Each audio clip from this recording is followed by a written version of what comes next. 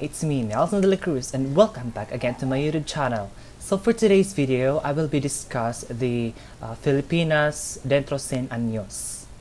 Dentro, Cien, años, okay. This essay published in Solidaridad starts by analyzing the various causes of the misery suffered by the Filipino people. So Dr. Rizal wrote this to forecast the future of the country within 100 years. From the title itself palang, we can get an idea about the essay of Rizal. When we say century, it is the period of 100 years. So basically, this topic, it's all about what is the condition of the Philippines within or maybe after 100 years. So that is the content of the Philippine century. In this essay, Rizal had a prediction and tried to respond to the questions like what would be the situations of the Philippines within 100 years. So would the Philippines remain a colony in Spain? Can we still be covered? Can we still be controlled by Spain after 100 years? So would it become independent? Would it be the Philippines be free from the rule of Spain, or would it be the colony of another nation? Would it be governed by another country? Okay, there he will answer in the essay the century, the Philippine century. So abuse or non-treatment of people, lack of freedom to speak or share their side of opinion. The Spanish CRUZ refers to the part of the government of Spain that equivalent to our Congress. So it means our country used to lack of representatives in the Spanish courts because in the government Spain, with us, they put their interest first. This essay by Rizal has 4 parts, in which each part have a different reference. So the first part is about the cause of misery suffered by the Filipino people. One of the causes identified in this article was Spain's implementation of her military policies. So in the first part of Rizal essay, it gives an overview of what are the reason of suffering of Filipinos, and one of the causes he mentioned was Spain's implementation of her military policies. So the Filipinos were forced, then particularly the men who joined the military of a Spanish army and eventually reduced the population. Of course, inevitably in a war, there are really casualties and there are the deaths, since the men are the pillars of a home held by the Spanish army, meaning none had left their family and at the same time left their land to be formed, so which they had also neglected all phases of a life of the Filipino were retarded, reduced. Next, the second cause of this misery was deterioration and disappearance of Filipino indigenous. So quiet painful in this part is that some of our culture and traditions have disappeared, are being replaced.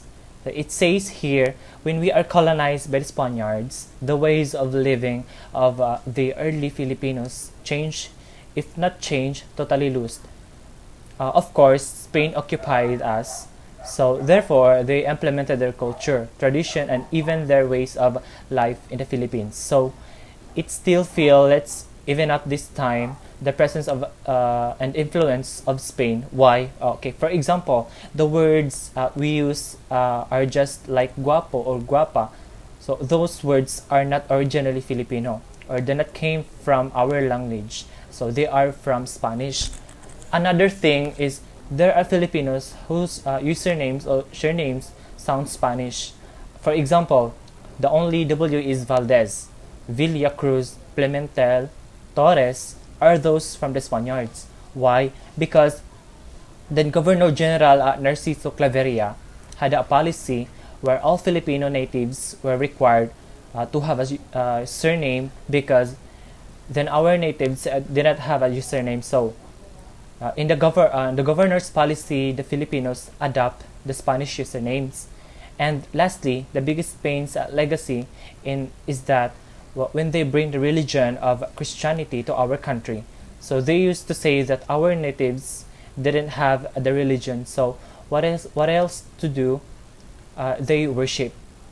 The third article of this essay contains that when the Philippines remained under Spanish control, it is said that many changes can happen and can take place in a violent way that will greatly affect the Filipinos.